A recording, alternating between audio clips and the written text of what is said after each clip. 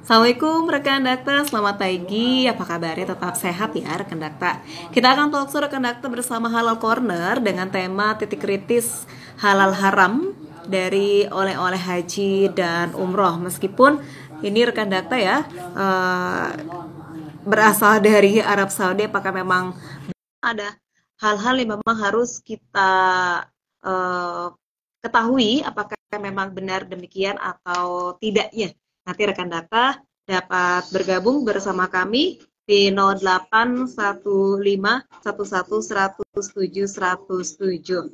Nanti kita akan bersama dengan komunitas Halal Corner Mbak Melinda Purnamasari. Nanti rekan Data juga dapat berkomentar ini rekan Data, silakan ataupun juga live Instagram bersama kami. Sebentar kami sambungkan kembali dengan Mbak Mel dari Halal Corner. Masih dapat bergabung bersama kami di 081511100707.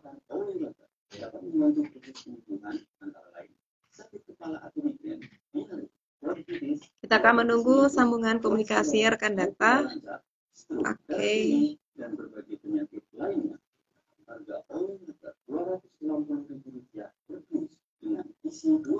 Masih menunggu sambungan kami rekan Dakta dengan Mbak Mel. Assalamualaikum Mbak Mel. Waalaikumsalam warahmatullahi wabarakatuh, Mbak. Oke. Ditunggu sebentar Mbak Mel ya. Iya, siap. Membuatmu bersemangat, oleh membuat lebih kuat, oleh membuatmu lebih hebat. Dakta Radio, bijak dan cerdas. Rekan Dakta, langsung saja kita live bersama Halal Corner, bersama komunitas Halal Corner Mbak Melinda Purnamasari. Mbak Melinda, apa kabarnya? Alhamdulillah sehat Mbak Ufi. Mbak Ufi gimana nih kabarnya? Sehat juga.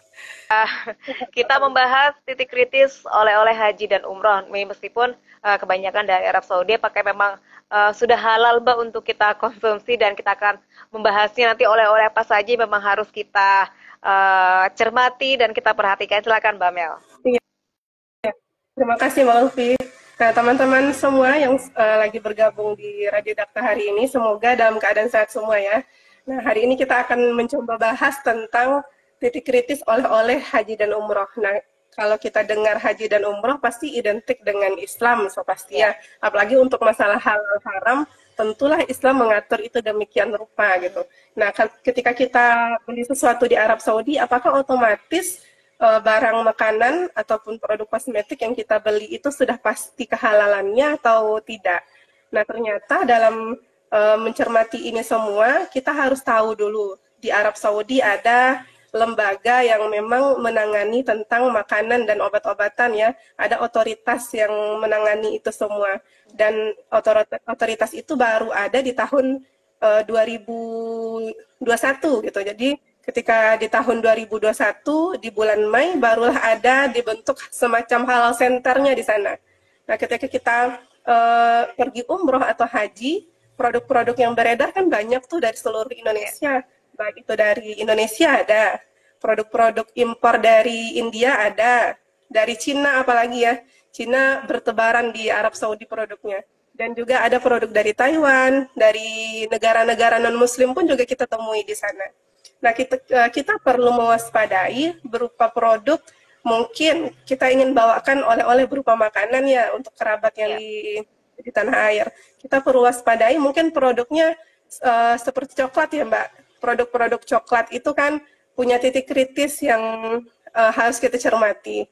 Nah, kecuali kalau kurma ya, kalau kurma mungkin bahan-bahannya udah pure tumbuhan ya, tidak ada tambahan bahan pangan lainnya gitu, tambahan produk BTP atau bahan tambahan pangan tidak diberikan di sana. Nah, kita perlu cermati untuk produk yang kompleks tadi seperti coklat. Nah, ketika kita ingin bawa oleh-oleh, kita harus cermati juga ternyata di Arab Saudi itu nggak ada logo halal loh. Jadi pemerintah di sana tidak punya aturan yang spesifik untuk pencantuman logo halal seperti di Indonesia. Kalau di Indonesia kan kita kenal tuh logo halal terbaru dari BPJPH atau logo halal yang sudah mulai kita kenal jauh sebelum adanya BPJPH. Di tahun 89 udah ada Majelis Ulama Indonesia yang memulai care ya, edukasi dan kepedulian tentang produk-produk halal. Dan itu sudah berjalan puluhan tahun kan, Mbak. Otomatis dari segi itu mungkin kita bisa lihat perbandingan Indonesia dan Saudi Arabia itu ternyata punya punya ilmu tentang pangan atau hal-hal kritis lainnya itu Indonesia jauh lebih mendahului daripada Saudi Arabia. Nah, ketika kita umroh, ketika kita haji, kita harus waspadai produk-produk impor tadi mungkin ya, karena dalam pemerintahan Saudi sendiri mereka sudah menjamin seluruh produk yang beredar di Saudi Arabia adalah produk-produk yang halal.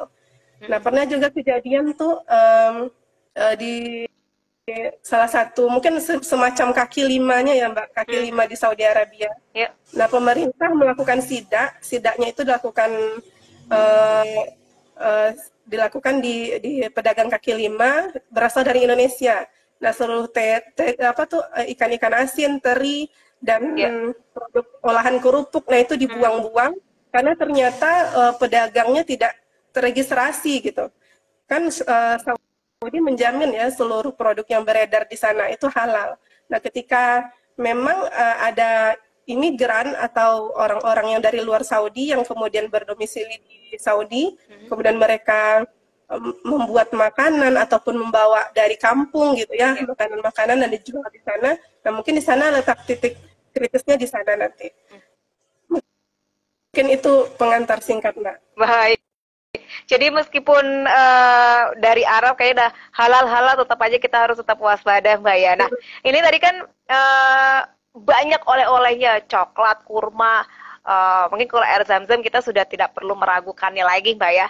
Kemudian ada kismis dan lain sebagainya, kacang Arab, kacang kenari dan sebagainya banyak di sana. Nah, kita mungkin bisa membedah satu-satu, Mbak, dari oleh-oleh tersebut. Tadi Mbak Mel sempat menyinggung sedikit ada coklat ya Mbak ya, mungkin dari pengolahannya dan lain sebagainya. Tentu mungkin tak dari Arab Saudi saja, ada Cina, Turki ataupun dari negara-negara lain memang memasuk oleh-oleh untuk mereka yang umroh dan haji. Silakan Mbak Mel.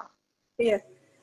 Kalau oleh-oleh dari Indonesia itu biasanya kan kalau produk-produk impor berupa makanan, pemerintah Saudi itu memberlakukan scan gitu Mbak. Jadi ada produk-produk yang masuk ke Saudi harus lewat dari SFDPF, Saudi Food and Drug Authority dulu.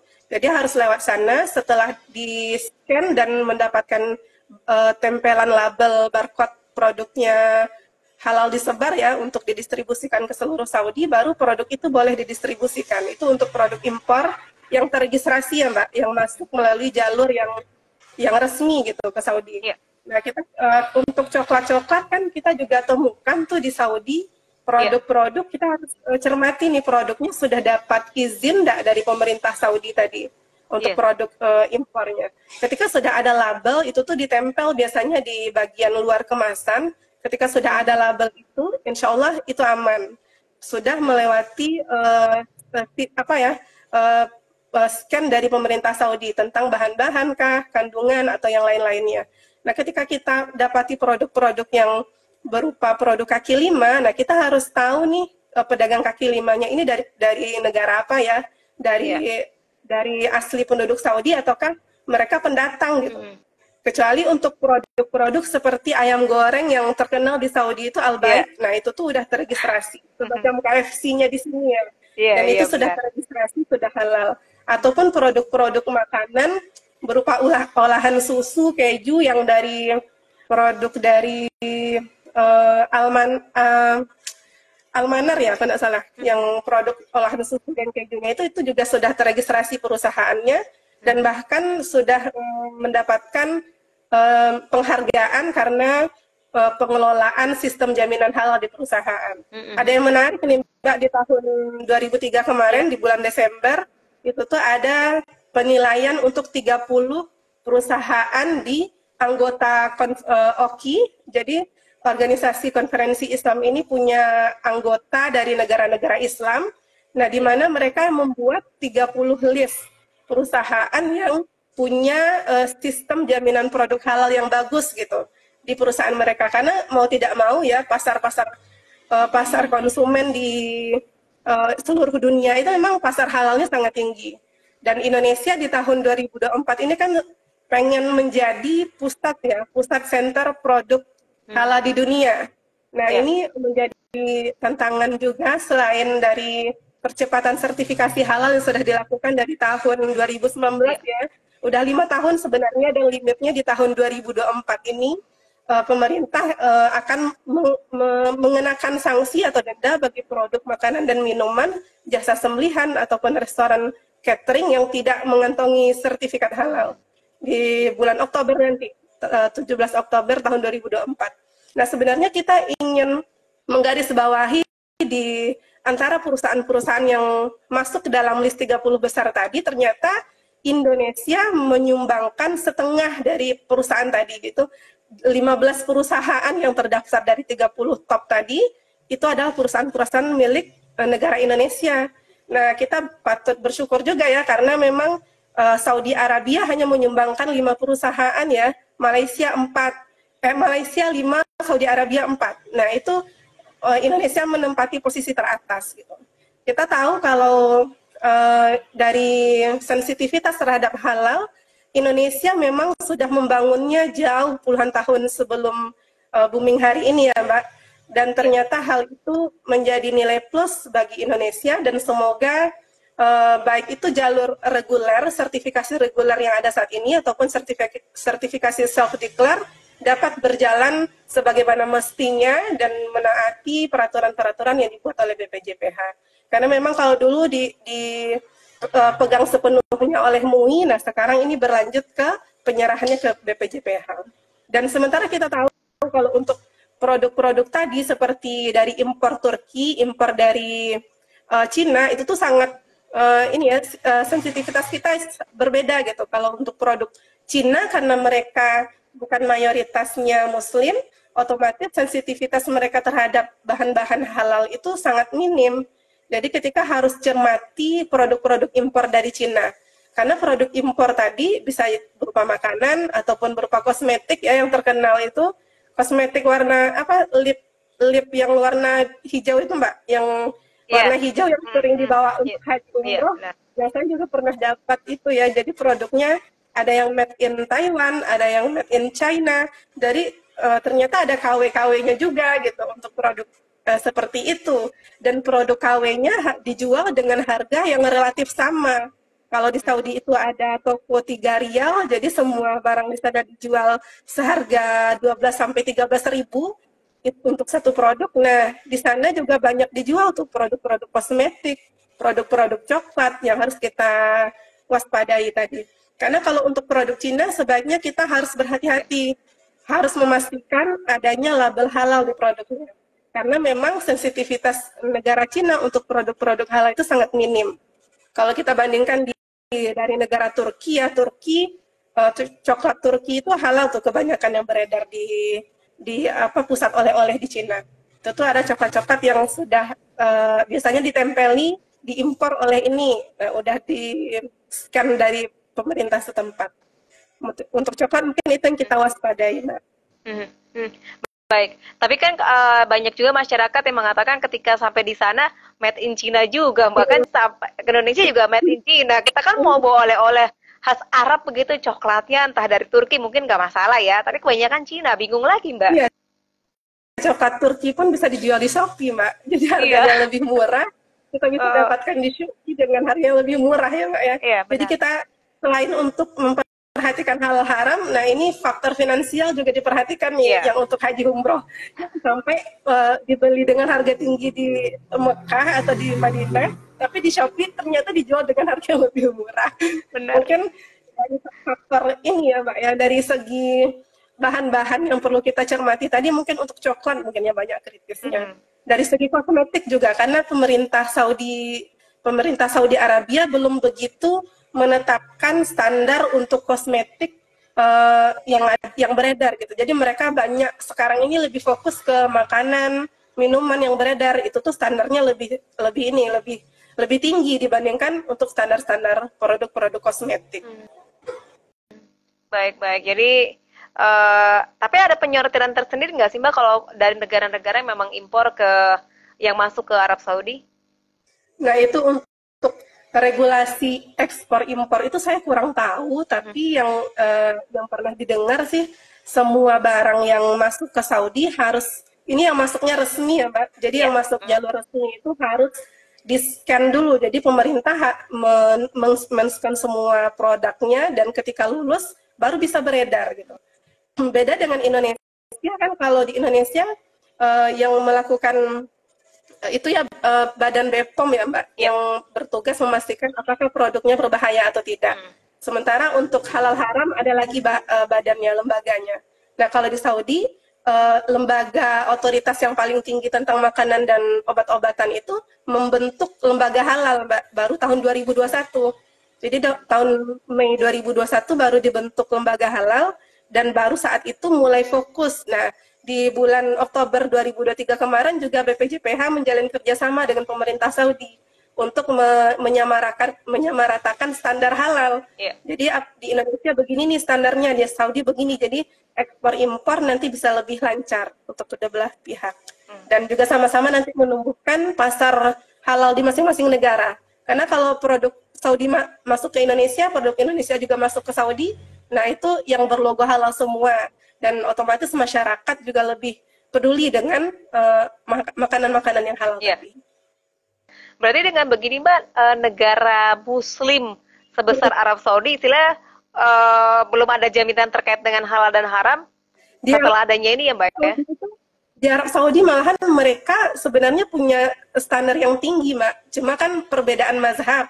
Kalau di Arab Saudi itu mereka menggunakan mazhab Hambali. Contohnya untuk alkohol saja, kalau di Arab Saudi boleh dijual di mall atau di daerah publik itu tuh dengan bentuk yang menyerupai botol bir tapi kandungan alkoholnya zero atau hanya sekian persen. Yang penting tidak memabukkan. Karena menurut mazhab Hambali kan alkohol itu dikonsumsi ketika tidak memabukkan itu tuh boleh. Jadi mereka berpendapat alkohol itu letak kritisnya bukan dari sifat alkoholnya tapi dari sifat yang memabukkan tadi atau khamar. Khamar itu memabukkan makanya menjadi haram. Berbeda dengan mazhab Syafi'i. Kalau di Syafi'i Indonesia kan kita punya standar sedikit atau banyak sesuatu yang memabukkan itu tetap haram gitu. Jadi kita mau minum alkohol yang kandungannya misalnya sekian persen gitu kan, tapi dia dapat memabukkan.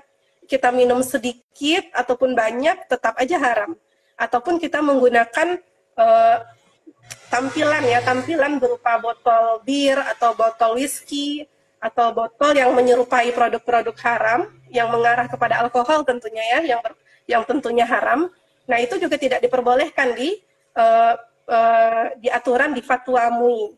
Jadi fatwa MUI mengharamkan menyerupai produk haram, baik itu penamaan, baik itu berupa logo ataupun bentuk tampilan fisik. Nah itu tuh diatur oleh MUI sedemikian ketat karena memang dari segi standar itu Indonesia juga punya standar yang lebih hati-hati karena ditakutkan nanti ketika suatu produk haram beredar walaupun tidak haram ya kandungannya tidak ada alkohol tapi masyarakat di asosiasi pikiran kita kan kalau untuk melihat botol seperti itu kan arah ke yang mengandung alkohol ya Mbak. Kalau itu beredar dan masyarakat menganggap itu haram, menganggap itu halal-halal saja, nanti malahan untuk hal-hal yang benar-benar haram mereka lebih longgar gitu.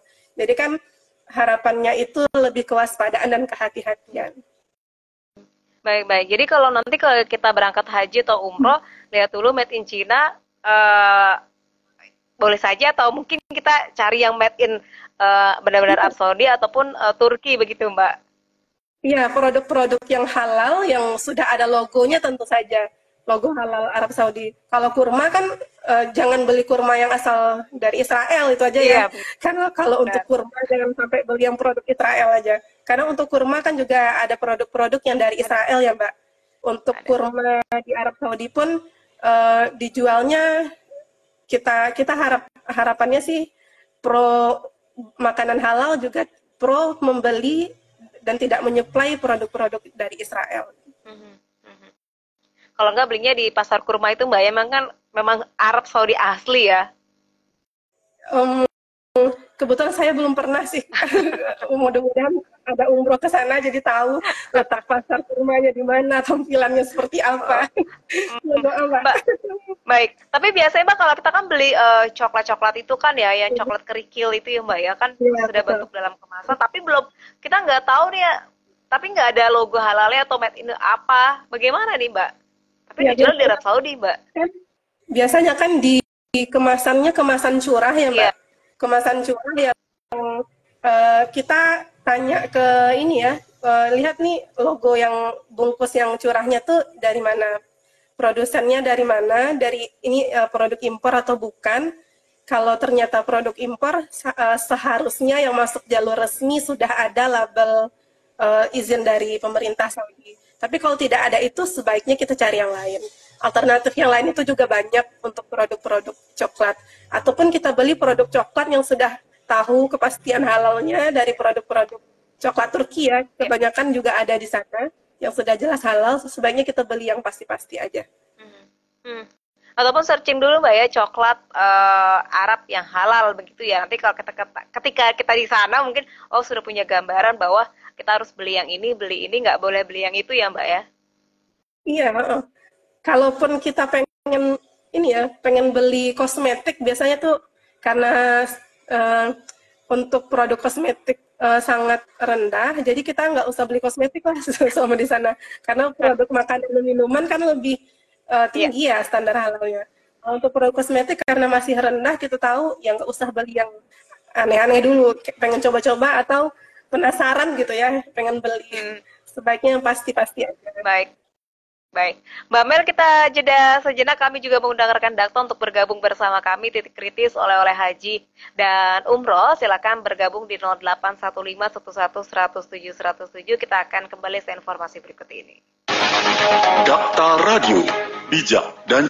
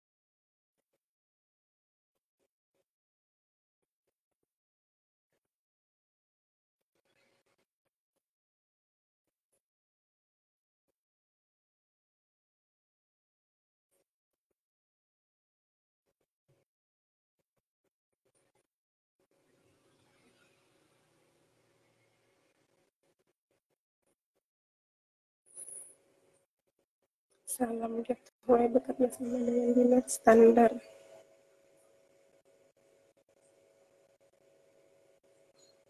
Organization Islamic Conference.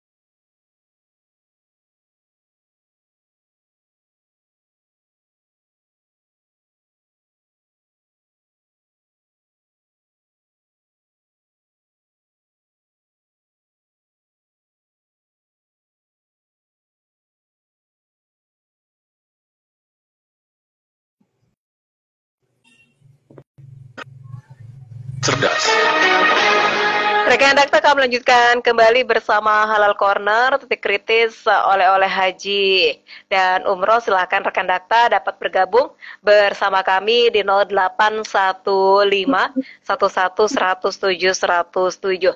Mbak Mel, kita lanjutkan kembali.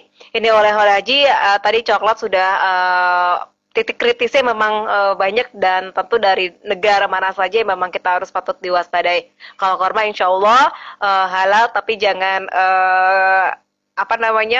jangan salah pilih karena ada juga yang dari Israel. Tentu ada lagi kismis nih Mbak. Bagaimana dengan kismis?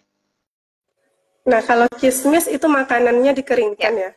Kalau selagi tidak ada ditambahkan BTP dalam proses pengeringan, insya Allah itu aman, Mbak, produk-produk kismis.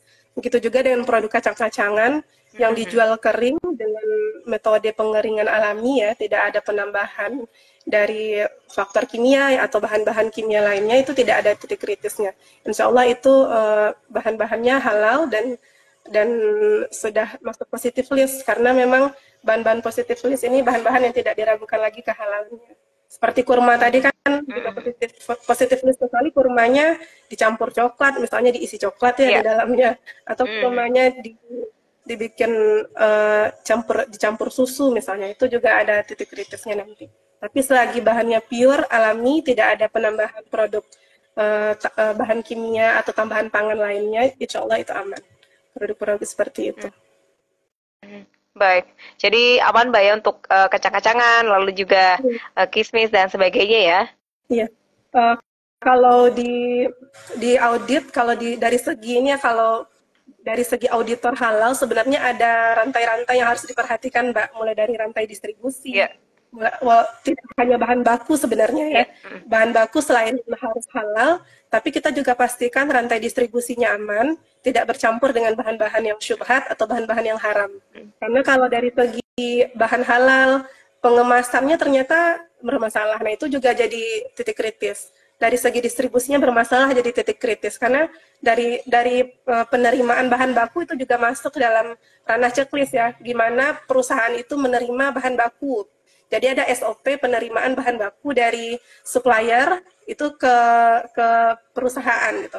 Harus ada SOP yang jelas. Ketika tidak ada SOP yang jelas kan banyak nih yang beredar di Reels ya, kita lihat produk-produk dari perusahaan Cina, perusahaan India. Jadi perusahaan-perusahaan itu tuh perusahaan kecil mungkin ya, tapi penanganan keamanan pangannya sangat minim. Contohnya yang kita lihat, mulai dari higienisnya kurang, dari segi keamanan pangannya bermasalah, dari pengolahannya itu dicampur, tidak dibersihkan, tidak dicuci. Nah, itu sebenarnya termasuk titik kritis juga kalau dari segi auditor, dari segi orang yang melihat proses dari sistem jaminan produk halal di perusahaannya. Namun kalau kita kan kalau beli kacang-kacangan kan tidak diolah seperti itu ya, atau kita bisa pastikan itu hanya dikemas dan diprosesnya dikeringkan saja. Baik. Mbak, tapi kalau untuk coklat kan juga balik lagi ada titik kritisnya Mbak, entah dari bahan-bahannya ini Mbak. Silakan. Nah, kalau dari coklat kita perlu waspadai sumber dari lemaknya. Karena dalam pembuatan coklat kan butuh lecitin. Lecitin itu bisa berasal dari hewan, bisa berasal dari tumbuhan. Aman ketika lecitin kedelai dari bahan-bahan tumbuhan ya. Tapi kalau lecitinnya dari sumber-sumber hewani, nah kita masukkan ya, kita kategorikan ya di kepala kita, kalau udah ada lecitin yang kecuali yang kedelai itu berarti syubhat gitu. Karena kita ragu apakah sumber dari hewannya halal atau tidak. Kalaupun hewan halal, nah kita juga khawatirkan apakah dari hewannya halal disembelih secara syariat ataupun tidak.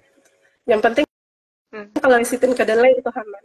Bahkan kalau kita jalan-jalan ke luar negeri kan Mbak, ada tuh produk yang memang menginformasikan produk coklat ini bebas dari penggunaan alkohol, jadi ditulis di kemasannya free alkohol dan menggunakan lecitin dari tumbuhan. Biasanya kan kalau kita jalan-jalan ke Eropa, itu makanan yang beredar, khususnya coklat di Australia ataupun di Eropa, tidak ada label halal kan Mbak. Jadi kalau kita belanja di mallnya memperhatikan sumber dari yang kritis tadi, bahan-bahan kritis tadi. Apakah di sana disebutkan free alkohol, tidak menggunakan rum, tidak menggunakan alkohol, dan juga free dari penggunaan bahan-bahan hewani. Biasanya untuk vegetable, Ya. itu penggunaan bahan-bahan dari sumber tumbuhan saja yang diperbolehkan. Baik. Jadi sampai ke proses pembuatannya pun juga tetap harus kita ketahui ya, Mbak ya. Iya, karena kita sebenarnya kan kita konsumen biasa yang punya ilmu yang terbatas gitu. Kita tidak tahu bagaimana sih perusahaan itu mengolah sebuah produknya. Kita tidak tahu detailnya. Jadi memang standar halal ataupun logo halal yang dibuat di Indonesia benar-benar menyelamatkan hak konsumen tadi, Mbak. Bagaimana kita bisa benar-benar mendapatkan kepastian hukum dari produk-produk yang kita makan. Oh, kalaupun yang beredar mungkin di daerah setempat ya, kita beli yang dibuat oleh pedagang yang di sekitar rumah kita kan kita kenal gitu. Kita bisa tahu produknya secara umum, oh ini loh yang dibuat. Kalau untuk coklat yang skala industri itu kan sudah sangat besar ya, perusahaannya besar. Nah, ketika mereka tidak konsen untuk memenuhi standar halal di perusahaan mereka, kita sebagai muslim seharusnya tidak membeli dan berkomitmen untuk tidak membeli produk-produk yang tidak jelas kehalalannya ataupun produk-produk yang syubhat tadi, kecuali ya kalau kita mungkin mahasiswa di luar negeri harus memilih atau mensortir untuk kebutuhan pokok ya, untuk kebutuhan pokok sehari-hari, harus makan karena itu darurat ya. Memang kita eliminasi itu satu-satu, yang pakai alkohol eliminasi, yang memakai bahan-bahan hewan dieliminasi, yang selebihnya itu kan sebenarnya masih ada lagi titik kritisnya. Tapi karena kita di negara yang minoritas, yang kita butuh makan untuk sehari-hari, kita bisa menetapkan standar yang mungkin lebih longgar. Karena memang untuk makan sehari-hari, yang penting tidak makan yang lemak babi ataupun turunannya, tidak makan yang alkohol, yang mengandung alkohol atau rum, atau menggunakan bahan-bahan hewani tadi. Kita juga harus sembari itu kita juga harus belajar, tetap harus membangun jaringan dan berkomunitas, karena kita tidak muslim sendirian di sana. Walaupun kita minoritas, kita masih bisa cari referensi lain dari lembaga-lembaga halal yang ada di sana.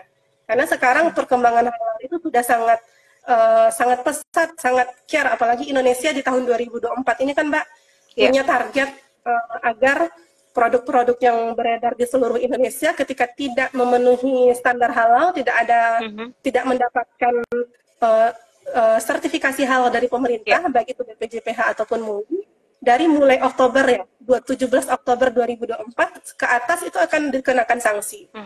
Akan dikenakan sanksi dan emang ini dihukum. Jadi dari undang-undang mengatur itu. Karena untuk sosialisasi kan udah dari 2019 sebenarnya. Tapi berhubung makin dekat ke 2024, jadi semakin dipercepat gitu, mulai dari sertifikasi halal gratis, yang program sehati dari pemerintah, dan itu benar-benar bisa meningkatkan jumlah sertifikasi halal di Indonesia. Walaupun dari segi segi pelaksanaannya butuh banyak sekali masukan, namun di bulan Januari 2024 ini setiap pendamping PPH itu sudah lebih ketat lagi peraturannya.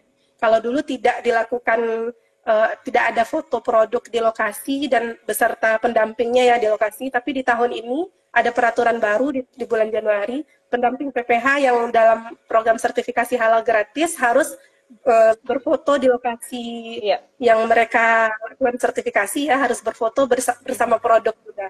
Kalau dulu kan masih kita dengar ada PPH yang curang, yang ambil foto di internet lah, yang melakukan sertifikasi abal-abal dengan mendapatkan hanya cuan aja ya, hanya orientasi uang.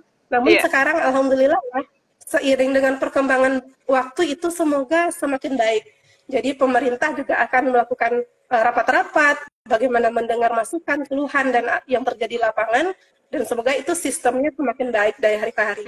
Karena kita benar-benar berharap Indonesia dengan pasar konsumen global yang mayoritasnya muslim itu benar-benar mendapatkan sebagai pusat industri halal di dunia. Karena target dari pemerintah sebenarnya ya targetnya di dunia tadi, industri halal di dunia. Baik. Mbak, oleh-oleh tak hanya makanan saja, tetapi dalam bentuk barang, misalkan ada sajadah, lalu jilbab, Mungkin beli beli gamis dan sebagainya, ataupun mainan untuk anak-anak, gantungan kunci dan sebagainya, jubah dan lain sebagainya. Bagaimana ini, Mbak? Jadi untuk produk sebenarnya untuk produk dari kain-kain atau produk Iya, gunaan ada juga sertifikasinya di Indonesia mulai tahun 2026. iya, Sertifikasi produk barang gunaan seperti sajadah itu yang bersinggungan langsung dengan sholat, iya. ataupun gamis yang bersinggungan langsung dengan sholat, ataupun mukena, ataupun yang lain-lainnya yang benar-benar bersinggungan langsung dengan sholat itu ada sertifikasinya. Namun ketika dari pemerintah belum ada, sebenarnya belum begitu ini ya, belum begitu booming seperti makanan ya. Iya. Wallahu alam nanti di tahun ujung 2026 mungkin akan lebih ketat lagi. Namun ketika saat ini kan kita tidak bisa ketahui nih seperti baju Iya. yang kita pakai sekarang ini, apakah bajunya berasal dari hal-hal yang mungkin kita ragukan, yang syubhat, ataupun ada juga baju-baju yang sudah diklaim mendapatkan halal murni. Nah, selagi baju-bajunya tidak ada informasi yang menyatakan produk bajunya haram, berarti itu halal. Karena aturan dari standar halal haram itu selagi tidak ada nas-nas ataupun penelitian ya yang kekinian. Kalau dulu kan standarnya nas Al-Quran, namun Iya. seiring dengan penelitian ditemukan ada bahan berupa etanol, alkohol. Nah, itu kan tidak disebutkan spesifik di Al-Quran dan hadis. Tapi ketika sudah sampai di tahap itu, saat ini ketika ada informasi yang menyatakan suatu produk dengan bahan ini haram, dengan ini haram gitu. Jadi kita menggunakan standar itu, Mbak. Di sini kalau tidak ada disebutkan berarti statusnya halal. Tidak usah ragu, tidak usah cemas dengan barang-barang yang digunakan tadi. Selagi tidak ada informasi yang menyatakan suatu produk itu haram atau bahan-bahan yang digunakan haram, itu insya Allah aman. Tapi di Arab Saudi standar untuk bahan gunaan itu juga memang ada, Mbak ya, halal haramnya? Iya ada. Mungkin karena ini ya, pewarna. Jadi kan kalau pewarna produknya kompleks. Ya. Pewarna yang pewarna pakaian ya. Pewarna pakaian produknya kompleks. Jadi pewarna itu bisa jadi dari sumber-sumber yang halal, bisa juga dari yang haram. Namun di saat ini kan kita ketahui untuk pewarna itu menggunakan bahan-bahan sintetis, Mbak. Kalau bahan-bahan sintetis aman. Kecuali dari bahan-bahan yang sumber hewan itu kan bahan alami ya. Nah itu mungkin dari segi, kalaupun kita analogikan dari segi anggaran produksinya itu lebih tinggi karena produk-produk yang sintetis ini lebih murah di pasaran. Jadi sebagian besar itu produk-produk sintetis untuk pewarnanya. Baik. Nah, biasanya kan kalau untuk sajadah ada motif-motif yang memang kita harus ketahui, apakah standar dari Arab Saudi pun juga demikian, Mbak? Kalau Arab Saudi untuk sajadah sih belum ada ya, saya dengar sajadah yang ini tidak boleh, yang ini tidak boleh, belum ada dengar sih, karena selagi bahan-bahannya tidak mengandung bahan-bahan yang haram dari penggunaan bahan-bahan pewarna tadi, itu sejauh ini sih saya taunya masih aman dari segi bahan sajadah tadi. Baik, jadi memang ya mungkin dari segi gambar dan sebagainya ataupun bahan-bahan untuk pembuatan karpet dan juga sajadah tetap memang harus diwaspadai, Mbak ya. Kalau dari segi motif kali ya, motif-motif yang dijual di pasaran itu jangan sampai motif-motif yang terlihat seperti kaligrafi tapi ternyata punya maksud lain gitu ya. Jadi kita amannya kalau tidak paham dengan motif-motif kaligrafi tidak usah beli aja. Bisa jadi kan maksudnya lain gitu. Sementara kita keterbatasan dalam bahasa Arab. Karena pernah juga beredar dari motif kaligrafi ternyata maksudnya lain gitu, bukan maksud yang kita Iya. Jadi memang itu kan kita kadang-kadang nggak ngerti ya, bahasa pun juga menjadi terkendala, Mbak ya. Selagi ada Google Translate, Google Translate digunakan di ini ya, Mbak ya, Google Translate aman. Baik. Jadi istilahnya terkait dengan tema kita pagi ini, istilahnya jangan menyurutkan semangat kita untuk istilahnya membeli oleh-oleh di sana ketika kita beribadah, Mbak ya. Iya, betul sekali, Mbak. Karena kalaupun kita kan tujuannya ibadah, kalaupun oleh-oleh nanti biasanya kan pusatnya kan, Mbak, pusat oleh-oleh. Kita pasti aja lah kalaupun di Saudi pun jangan asal pengen ini penasaran nih rasanya apa sih, penasaran nih produk-produknya aneh gitu kan, pengen dicoba. Padahal kita nggak tahu sebenarnya produknya dari apa gitu. Jadi memang sensitivitas kita terhadap produk itu emang harus kita bangun dari sini sih, dari sedini mungkin. Kalau ragu ya tinggal sesimpel itu sih Mbak. Karena jangan sampai semuanya di Saudi itu halal gitu. Ternyata memang Saudi pun punya standar gitu kan, standar halal yang berbeda. Iya, Mbak, kalau mungkin selama ini Indonesia ataupun juga dengan negara-negara tujuan untuk beribadah ataupun juga untuk wisata, untuk menyamakan visi misi bahwa ini halal, ini haram, nih bagaimana Mbak? Nah, yang menarik itu ada pariwisata halal ya. Jadi pemerintah sekarang itu lagi menggerakkan pariwisata halal, di mana dalam skema yang besar itu pariwisata halal itu butuh pertama dari makanan halal. Tentu kalau orang pergi melancong itu yang dicari itu makanan. Selain dari segi alam ya, view alam yang bagus, tapi dari segi makanan itu yang utama. Jadi untuk menumbuhkan dan meningkatkan kesadaran tentang pariwisata halal di Indonesia, pemerintah sebenarnya udah ada undang-undangnya sih. Udah ada undang-undang tentang pariwisata halal ini. Bagaimana dalam kompleks pariwisata itu sudah ada masjidnya, sudah ada tempat untuk yang memadai untuk MCK. Jadi untuk sholat tidak payah lagi, untuk konsumen makan makanan halal itu sudah terregistrasi. Jadi semua pedagang yang berjualan di kompleks pariwisata itu sudah mendapatkan sertifikasi halal. Jadi ketika sudah, jadi kan karena bertahap nih Mbak, dari segi makanannya udah tersertifikasi, nanti akan dibangun fasilitas-fasilitas yang memungkinkan untuk konsumen Muslim atau pengunjung Muslim melakukan pariwisata halal di sana. Dan dari segi peningkatan kapasitas bangunan, dari sarana prasarana tempat ibadah dan yang lainnya. Mungkin dua poin itu sih Mbak yang penting untuk pariwisata. Baik. Mbak Mel, terima kasih sudah berbincang bersama Dakta di hari ini. Sehat selalu Mbak Mel. Assalamualaikum warahmatullahi wabarakatuh. Waalaikumsalam warahmatullahi wabarakatuh.